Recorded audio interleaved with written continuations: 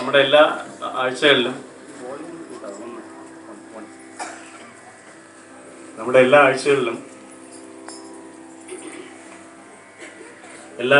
നമ്മൾ ഭജന അല്ലെങ്കിൽ സത്സംഗം സംഘടിപ്പിക്കാറുണ്ട്. നമ്മൾ നാമസങ്കീർത്തനങ്ങൾ ചെയ്യാറുമുണ്ട്.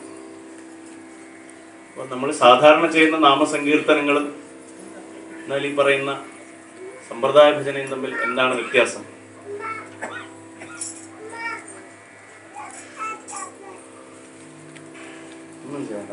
ഫസ്റ്റ് മാത്രം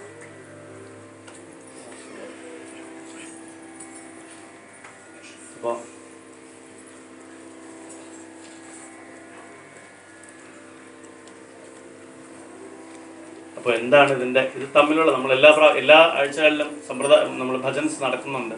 പക്ഷെ എന്നാൽ സമ്പ്രദായ ഭജനയും സാധാരണ നമ്മൾ ചെയ്യുന്ന നാമസങ്കീർത്തനങ്ങളും തമ്മിൽ എന്ത് വ്യത്യാസം എന്ന് ചോദിച്ചാൽ, നമ്മുടെ ഭാരതത്തിൽ സനാതന സംസ്കാരത്തിൽ എല്ലാ കാര്യങ്ങൾക്കും ഒരു ചിട്ട അല്ലെങ്കിൽ അതിനൊരു സിസ്റ്റം ഉണ്ടാക്കി വെച്ചിട്ടുണ്ട്. ഇന്ന രീതിയിൽ കാര്യങ്ങൾ ചെയ്യണം. ആ സിസ്റ്റം നമുക്ക് നമ്മുടെ സനാതന സംസ്കാരത്തിൽ പണ്ട് തൊട്ട് ഓരോ കാര്യങ്ങൾ ചെയ്യുന്നത്, ഒരു പൂജ ചെയ്യുന്നതിനാണെങ്കിൽ അതിനൊരു സിസ്റ്റം നമുക്ക് പറഞ്ഞു. ഓരോരോ കാര്യങ്ങൾ, ഓരോരോ അനുഷ്ഠാനങ്ങൾക്കും ഒരു സിസ്റ്റം പറഞ്ഞിട്ടുണ്ട്. അപ്പോൾ ഭഗവാനെ നാമസങ്കീർത്തനങ്ങൾ കൊണ്ട് ആരാധിക്കുന്നതിനും ഒരു സിസ്റ്റം ശരിക്കും തുടങ്ങി വെച്ചിട്ടുണ്ട്. ഇതെവിടെ നിന്ന് തുടങ്ങി എന്ന് പറഞ്ഞു കഴിഞ്ഞാൽ, ഒരു ചെറിയ ഒരു കഥ വളരെ പെട്ടെന്ന് പറഞ്ഞു എളുപ്പത്തിൽ മനസ്സിലാക്കാം. ശ്രീ മത്സ്യേന്ദ്ര മുനിവർക്ക് ദക്ഷിണാമൂർത്തിയിൽ നിന്ന് ഉപദേശം കിട്ടി എന്ന് പറയപ്പെടുന്നു. മച്ചമാമുനി എന്ന് തമിഴിൽ പറയും, മത്സ്യേന്ദ്ര മുനിവർ. അപ്പോൾ അദ്ദേഹത്തിനൊരു അതിസൂക്ഷ്മമായിട്ടൊരു മന്ത്ര ഉപദേശം കിട്ടി. അത് പരമ്പരകളായിട്ട് വളരെ സൂക്ഷ്മമായിട്ട് ഉപദേശിച്ചു കൊടുത്തു പോകുന്നു. ജ്ഞാനേശ്വരുടെ ആ പരമ്പരയിൽ വന്ന സന്ത് ജ്ഞാനേശ്വരുടെ സമയമായപ്പോൾ അദ്ദേഹത്തിന് ഉപദേശം കിട്ടിയപ്പോൾ അദ്ദേഹത്തിന്റെ ഗുരുവിനോട് ചോദിച്ചു, ഇത് ലോകത്തിന്റെ മുഴുവൻ നന്മയ്ക്ക് വേണ്ടിയിട്ട് ഞാൻ ജനങ്ങൾക്ക് പറഞ്ഞു കൊടുത്തോട്ടെ എന്ന് ചോദിച്ചു. അങ്ങനെ ആ മന്ത്രം രാമകൃഷ്ണ ഹരി എന്നുള്ള ആ മന്ത്രം ലോകത്തിലേക്ക് വന്നു. അത് അവരുടെ ആ ട്രഡീഷനിൽ വാരക്കാരി ട്രഡീഷൻ എന്ന് പറയുന്നത്, വാരക്കാരി എന്ന് പറഞ്ഞു കഴിഞ്ഞാൽ തീർത്ഥാടനങ്ങൾ വഴി തീർത്ഥയാത്ര ചെയ്ത് നാമസങ്കീർത്തനങ്ങൾ പാടുന്ന ഒരു ട്രഡീഷനാണ്. അപ്പോൾ ആ ഒരു ട്രഡീഷനിൽ കൂടെ അത് പരമ്പരകളായിട്ട് തുടർന്നു വന്നു, ആ വാരക്കാരി ട്രഡീഷൻ. അതിൽ നിന്നും അത് കഴിഞ്ഞിട്ട് പിന്നെയും വർഷങ്ങൾ കഴിഞ്ഞതിന് ശേഷം ശ്രീ തുക്കാറാം അദ്ദേഹത്തിന് സ്വപ്നത്തിൽ ഉപദേശം കിട്ടി. സ്വപ്നത്തിൽ രാമകൃഷ്ണ ഹരി എന്നുള്ള മന്ത്രം വീണ്ടും ഉപദേശം കിട്ടി. അദ്ദേഹം അത് ധ്യാനിച്ച് അത് ജപിച്ച് അദ്ദേഹം മുക്തി അടഞ്ഞു എന്നാണ് പറയപ്പെടുന്നത്. അതുകൊണ്ട് തന്നെയാണ് നമ്മളെപ്പോഴും വിചാരിക്കും, സാധാരണ നമ്മൾ നാമസങ്കീർത്തനങ്ങൾ തുടങ്ങുമ്പോഴത്തേക്ക് എപ്പോഴും ഗണപതിയെ പാടിയിട്ടാണ് തുടങ്ങുന്നത്.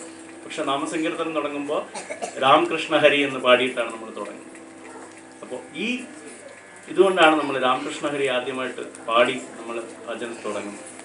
ഒരുപാട് സമയമില്ല, നമുക്ക് വളരെ കുറച്ച് സമയം കൊണ്ട് നമുക്ക് ശരിക്കും ഒരു സമ്പ്രദായ ഭജന പൂർണ്ണമായിട്ട് ചെയ്യണമെന്നുണ്ടെങ്കിൽ മിനിമം ഒരു 8-9 മണിക്കൂർ വേണം, മിനിമം.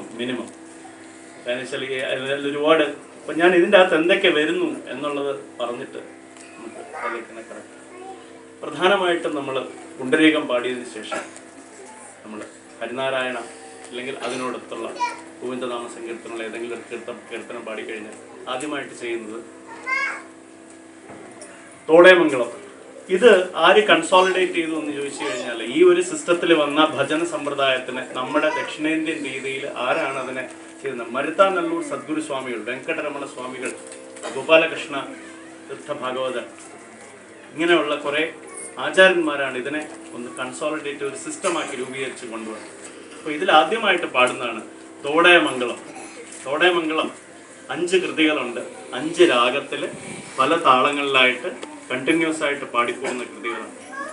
ആദ്യം നാട്ടരാഗത്തിൽ, രണ്ടാമത് ആരഭി, മൂന്നാമത് മധ്യമാവധി, 4ാമത് സാവേരി, 5ാമത് പന്തുവരാളി. ഇങ്ങനെ 5 രാഗങ്ങളിൽ നമ്മൾ തോടേമംഗളം പാടിക്കഴിഞ്ഞാൽ അത് കഴിഞ്ഞാൽ ഗുരുധ്യാനം, ശ്രീ ദക്ഷിണാമൂർത്തി സ്വാമികളെ കുറിച്ച് ധ്യാനം, അതിനുശേഷം അദ്ദേഹത്തിൻ്റെ കീർത്തനം, അത് കഴിഞ്ഞാൽ ഈ ഗുരുക്കന്മാർ, ഈ ട്രഡീഷനിൽ വന്നിട്ടുള്ള ഗുരുക്കന്മാരെ കുറിച്ചുള്ള കീർത്തനങ്ങൾ അത് പാടിക്കഴിഞ്ഞാൽ നമ്മളിവിടെ ഇന്ന് പാടാൻ പോകുന്ന ദക്ഷിണാമൂർത്തി സ്വാമി കഴിഞ്ഞാൽ ശങ്കരാചാര്യർ, അത് കഴിഞ്ഞാൽ ഗുരു അഭംഗം. ഗുരു അഭംഗം കഴിഞ്ഞാൽ ഏറ്റവും പ്രധാനപ്പെട്ട ഒരു സമ്പ്രദായ ഭജനയിലെ ഏറ്റവും പ്രധാനപ്പെട്ട ഒരു സെഷനാണ് ജയദേവ അഷ്ടപദികൾ.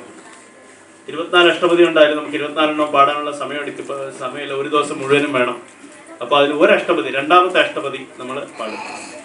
അത് കഴിഞ്ഞാൽ അഷ്ടപതി കഴിഞ്ഞാൽ ശ്രീ നാരായണ തീർത്ഥർ, ശിവനാരായണ തീർത്ഥർ രചിച്ചിട്ടുള്ള തരംഗം, അതിലൊരു കൃതി പാടും.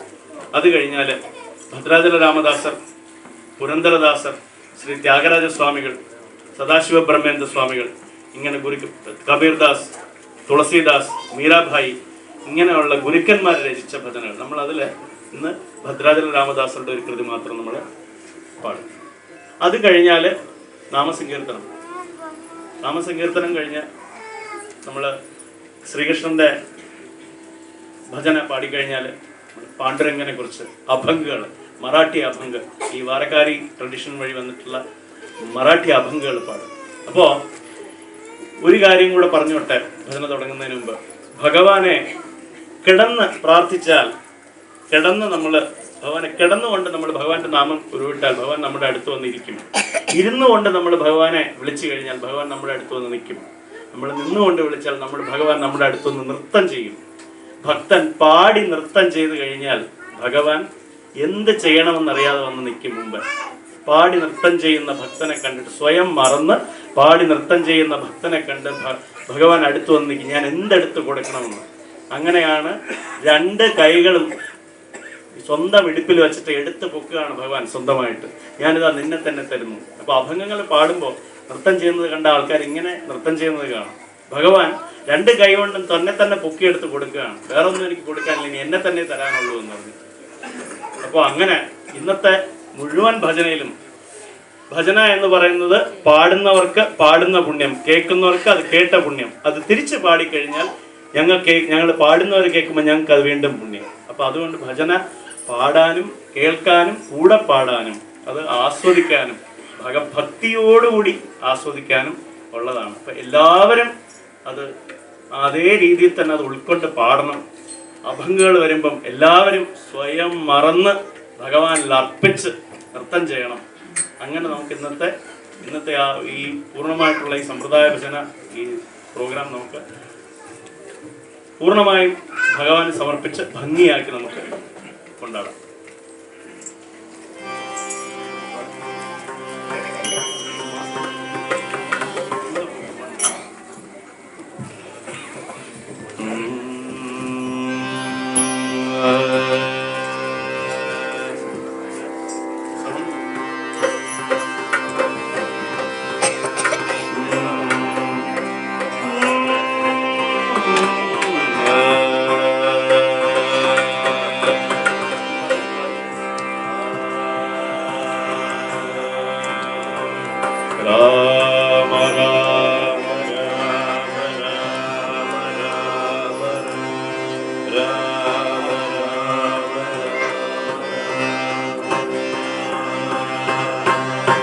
Rama Rama Rama Rama Rama Rama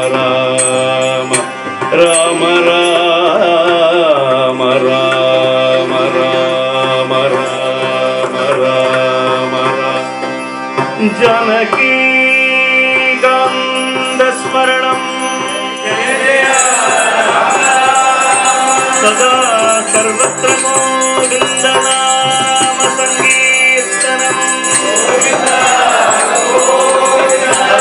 Parvati Pataye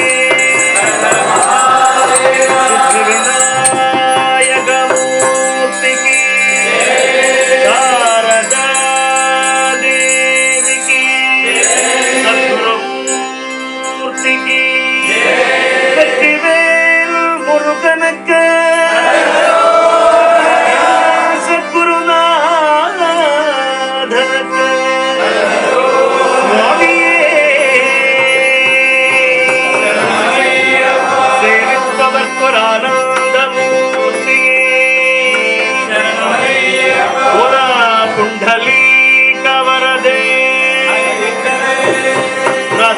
Krishna Kunja Vihara Lal ki Samasta Bhakta समस्त साधु मंडल की आंजनेय मूर्ति की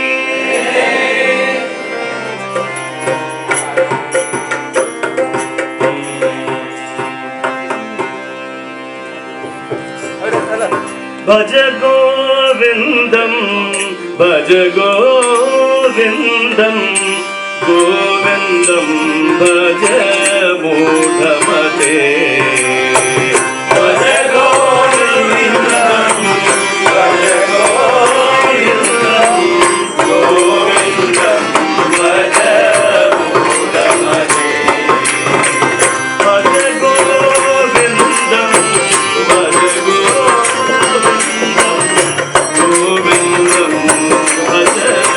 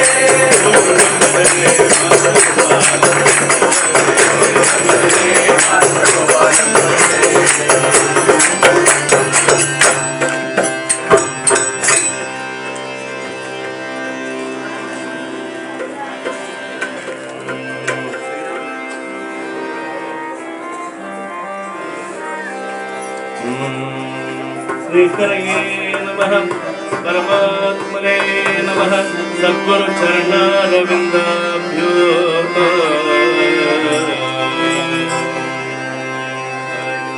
श्री